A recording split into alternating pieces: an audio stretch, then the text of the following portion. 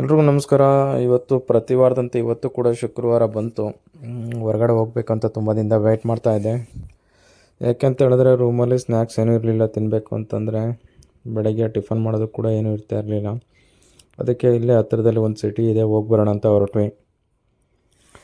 ಅಲ್ಲಿಂದ ಸ್ವಲ್ಪ ಐಟಮ್ಸ್ ಏನಾದರೂ ತರಬೇಕು ಅಂತ ನಾವು ಮತ್ತು ನಮ್ಮ ಚಾಲಕರು ಸಿಬ್ಬಂದಿ ವರ್ಗ ಸೇರಿ ಹೊರಟ್ವಿ. ಸಂಜೆ 7 ಗಂಟೆ ಮೇಲೆ ಆಗಿತ್ತು ಆಲ್ರೆಡಿ. ನಾನಿವತ್ತು ಔಟ್ಸೈಡ್ ಹೋಗ್ತಿರೋದಕ್ಕೆ ಮೇಯ್ನ್ ರೀಸನ್ ಬಂದುಬಿಟ್ಟು ಬೆಳಗ್ಗೆ ಇಲ್ಲಿ ಬ್ರೇಕ್ಫಾಸ್ಟ್ಗೆ ನಾನ್ ವೆಜ್ ಇರುತ್ತೆ, ಎಗ್ ಐಟಮ್ಸು ಮತ್ತು ಚಿಕನ್ ಐಟಮ್ಸ್ ಎಲ್ಲ ಏನೇನೋ ಇರುತ್ತೆ. ನನಗೆ ಅದೆಲ್ಲ ಇಷ್ಟ ಆಗೋದಿಲ್ಲ. ಬೆಳಗ್ಗೆ ನನಗೆ ಅಭ್ಯಾಸ ಇರೋದು ಅಂತ ಹೇಳಿದ್ರೆ ಪೂರಿ, ಚಿತ್ರಾನ್ನ, ಪುಳಿಯೋಗರೆ ಈ ಥರ ನಮ್ಮ ಇಂಡಿಯನ್ಸ್ಗೆ ಇದೆಲ್ಲ ಇಷ್ಟ. ಆದರೆ ಇಲ್ಲಿ ಈ egg items, non veg items ಎಲ್ಲ ಇರುತ್ತೆ.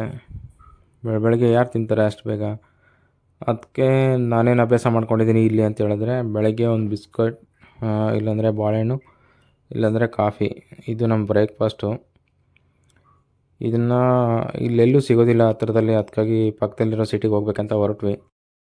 ಹಾಗೆ ರೂಮಲ್ಲಿ ಏನಾದರೂ ಕುಕ್ ಮಾಡಬೇಕಂತಂದರೆ ತರಕಾರೀಸ್ ಎಲ್ಲ ಖಾಲಿಯಾಗಿತ್ತು. ಅದಕ್ಕೆ ಏನಾದರೂ ವೆಜಿಟೇಬಲ್ ಏನಾದರೂ ಸ್ವಲ್ಪ ತರೋಣ ಅಂತ ಹೇಳ್ಬಿಟ್ಟು ಹೋಗ್ತಾ ಇದ್ದೀವಿ. ಇಲ್ಲಿ ಸಂಜೆ ಆದಮೇಲೆ ಸ್ವಲ್ಪ ಕೇರ್ಫುಲ್ಲಾಗಿ ವೆಹಿಕಲ್ ಓಡಿಸ್ಬೇಕು. ಯಾಕೆಂತ ಹೇಳಿದ್ರೆ ಇಲ್ಲಿ ಸ್ವಲ್ಪ ರ್ಯಾಶಾಗಿ ವೆಹಿಕಲ್ಸ್ ಓಡಿಸ್ತಾರೆ.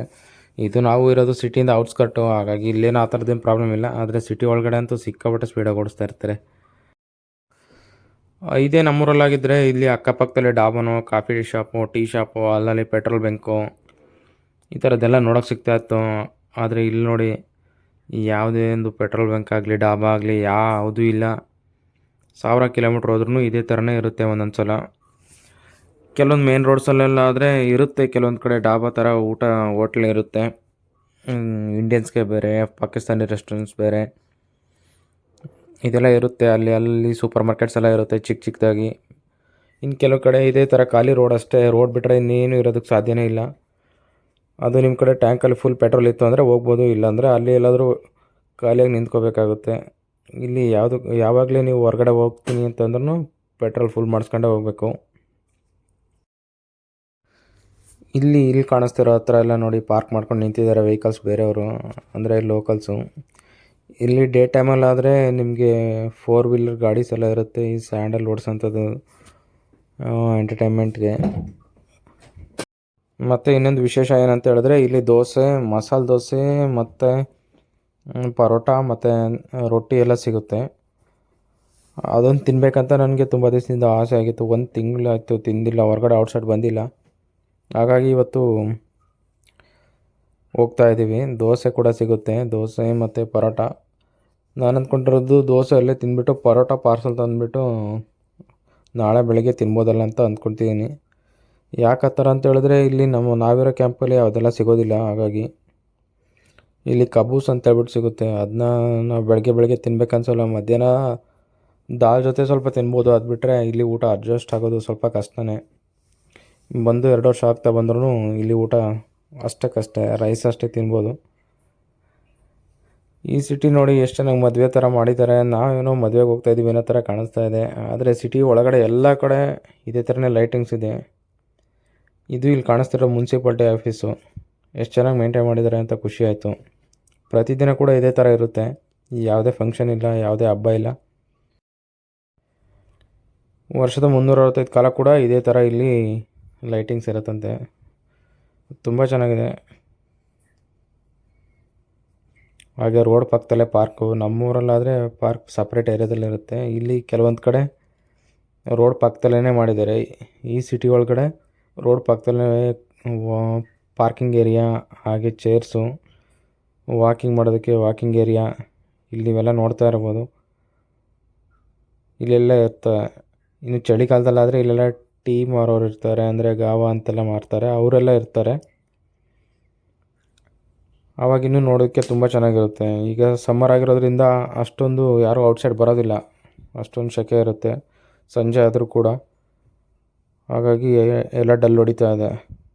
ಇನ್ನು 1 ತಿಂಗಳು ಸಮ್ಮರ್ ಆದರೆ ಚಳಿಗಾಲ ಸ್ಟಾರ್ಟ್ ಆಗೋಗುತ್ತೆ. ಚಳಿಗಾಲ ಸ್ಟಾರ್ಟ್ ಆಯಿತು ಅಂದರೆ ಇಲ್ಲೆಲ್ಲ ಜನ ಓಡಾಡ್ತಾ ಇರ್ತಾರೆ, ವಾಕ್ ಮಾಡ್ತಾ ಇರ್ತಾರೆ, ಫ್ಯಾಮಿಲೀಸ್ ಎಲ್ಲ ಕೂತಿರ್ತಾರೆ. ಅದು ನೋಡೋಕ್ಕೆ ಒಂಥರ ತುಂಬ ಖುಷಿಯಾಗುತ್ತೆ. ನೋಡಿ ಇದೇ ಥರ ಅಲ್ಲಲ್ಲಿ ರೆಸ್ಟ್ ಮಾಡೋದಕ್ಕೆ ಪಾಯಿಂಟ್ಸ್ ಇರುತ್ತೆ. ಇದೇ ಪಾರ್ಕು. ಕೆಲವು ಕಡೆ ಸಿಟಿ ಒಳಗಡೆ ಎಲ್ಲ ಇರುತ್ತೆ ಇದಕ್ಕಿಂತ ದೊಡ್ಡದಾಗಿ, ಆದರೆ ಈ ಏರಿಯಾದಲ್ಲಿ ಇದೇ ಥರನೇ ಇರೋದು. ಹಾಗೆ ನಮ್ಮ ಹತ್ರ ಕ್ಯಾಶ್ ಇರಲಿಲ್ಲ, ATM ಎಲ್ಲಾದರೂ ಡ್ರಾ ಮಾಡಬೇಕಿತ್ತು. ಕೆಲವು ಕಡೆ ATM ನಡೆಯುತ್ತೆ, ಕೆಲವು ಕಡೆ ATM ನಡೆಯೋದಿಲ್ಲ. ಹಾಗಾಗಿ ನಮ್ಮ ಹತ್ರ ಕ್ಯಾಶ್ ಬಿಡಿಸ್ಕೋಬೇಕಾಯಿತು. ಅದಕ್ಕೆ ಕೆಲವ್ರನ್ನೆಲ್ಲ ಕೇಳಿ ನೋಡಿದ್ವಿ, ಇಲ್ಲೆಲ್ಲೂ ಇಲ್ಲ ಆ ಥರದಲ್ಲಿ, ಬೇರೆ ರೂಟಲ್ಲಿ ಹೋಗಿ ಅಲ್ಲಿ ಸಿಗುತ್ತೆ ಅಂತ ಹೇಳಿದ್ರು. ಬೇರೆ ರೂಟಲ್ಲಿ ಬಂದು ನೋಡಿದ್ವಿ, ಅಲ್ಲೊಂದು ATM ಸಿಕ್ತು. ATM ನೋಡಿ ನಮ್ಮ ಇಂಡಿಯಾ ಥರ ಇಲ್ಲ. ಕಾರಲ್ಲಿ ಬಂದರೆ ನೀವು ಕಾರಲ್ಲೇ ಕೂತ್ಕೊಂಡು ATMಲ್ಲಿ ಹಣ ಬಿಡಿಸ್ಕೊಂಡು ಹೋಗ್ಬೋದು. ನೋಡಿ ಯಾವ ಥರ ಡ್ರಾ ಮಾಡ್ತಾ ಇದ್ದಾರೆ. ಕಾರಿಂದ ಕೆಳಗಡೆ ಇಳಿಯೋದು ಕೂಡ ಅವಶ್ಯಕತೆ ಇಲ್ಲ. ಇದೇ ಥರ ನಮ್ಮ ಇಂಡಿಯಾದಲ್ಲಿ ಬಂದರೂ ಕೂಡ ತುಂಬ ಚೆನ್ನಾಗಿರುತ್ತೆ ಅಂದ್ಕೊತೀನಿ. ರೋಡಿಂದ ಪಕ್ಕದಲ್ಲೇ ಇರುತ್ತೆ. ರೋಡ್ ಸೈಡಲ್ಲಿ ಬಂದುಬಿಟ್ಟು ಅದರೊಳಗಡೆ ಗಾಡಿ ಕೂಡ ನೋಡಿ ಎಷ್ಟು ನೀಟಾಗಿ ಹೋಗೋದಕ್ಕೆ ವ್ಯವಸ್ಥೆ ಮಾಡಿದ್ದಾರೆ. ಹೋಗೋದು ಡ್ರಾ ಮಾಡ್ತಾ ಇರೋದು. ಇದಕ್ಕೆ ಯಾವುದೇ ಸೆಕ್ಯೂರಿಟಿ ಇಲ್ಲ, CCTV ಮಾತ್ರ ಇರುತ್ತೆ ಅಷ್ಟೇ. ನಮ್ಮ ಇಂಡಿಯಾದಲ್ಲಾಗಿದ್ದರೆ ಇದಕ್ಕೊಬ್ಬರು ಸೆಕ್ಯೂರಿಟಿ ಬೇಕಾಗಿತ್ತು. ಹಾಗೆ ಶಾಪಿಗೆ ಬಂದ್ವಿ. ಶಾಪಲ್ಲಿ ಐಟಮ್ಸ್ ಎಲ್ಲ ನೋಡ್ತಾ ಇದ್ವಿ. ನಮ್ಮ ಇಂಡಿಯನ್ ಐಟಮ್ಸ್ ಎಲ್ಲ ತುಂಬಾ ಸಿಗ್ತಾಯಿತ್ತು. ಯಾಕಂದರೆ ಇದು ಮಲಯಾಳಿ ಸ್ಟೋರ್ ಆಗಿರೋದ್ರಿಂದ ನಮ್ಮ ಇಂಡಿಯಾದಲ್ಲಿ ಸಿಗೋ ಐಟಮ್ಸ್ ಆಲ್ಮೋಸ್ಟ್ ಆಲ್ ಎಲ್ಲ ಸಿಗುತ್ತೆ, ಕೆಲವೊಂದು ಕಡೆ ಸಿಗೋದಿಲ್ಲ. ಹಾಗೆ ನಾವಿಲ್ಲಿ ತಗೊಂಡಿದ್ದು ಬಾಳೆಹಣ್ಣು ಮತ್ತು ಐಸ್ ಕ್ರೀಮ್ಸು ಮತ್ತು ಬಿಸ್ಕೆಟ್ಸು, ಇನ್ನೂ ಬೇಕಾಗಿರೋ ತರಕಾರಿ ಐಟಮ್ಸ್ ಎಲ್ಲ ನಾನು ತಗೊಂಡೆ. ಇದೇ ಥರ ನಾವು ಪ್ರತಿ ವಾರಕ್ಕೊಂದ್ಸಲ ಇಲ್ಲ ತಿಂಗಳಲ್ಲಿ ಒಂದ್ಸಲ 2 ಸಲ ಬರ್ತಾ ಇರ್ತೀವಿ ಸಿಟಿ ಒಳಗಡೆ ಏನಾದರೂ ಬೇಕು ಅಂತ ಹೇಳಿದ್ರೆ. ಇದೇ ನಮ್ಮ ಬ್ರೇಕ್ಫಾಸ್ಟು. ಇಷ್ಟರಲ್ಲಿ ಇಲ್ಲ ಒಂದು ಬಾಳೆಹಣ್ಣು, ಇಲ್ಲಾಂದರೆ ಬಿಸ್ಕೆಟು, ಇಲ್ಲಾಂದರೆ ಓಟ್ಸು, ಇಷ್ಟರಲ್ಲಿ ಯಾವುದಾದ್ರೂ ಒಂದು ತಿಂದುಬಿಟ್ರೆ ಆಗೋಯ್ತು ಬೆಳಗ್ಗೆ ಬ್ರೇಕ್ಫಾಸ್ಟು. ಇನ್ನು ಮಧ್ಯಾಹ್ನ ಊಟನೇ. ಇದು ನಮ್ಮ ಜೀವನ. ನಿಮ್ಗೆ ಏನು ಅನ್ನಿಸ್ತು ಇದ್ರ ಬಗ್ಗೆ ಅಂತ ಕಾಮೆಂಟ್ ಮಾಡಿ. ಮುಂದಿನ ವಿಡಿಯೋದಲ್ಲಿ ಬೇರೆ ವಿಷಯದ ಜೊತೆ ಸಿಗೋಣ.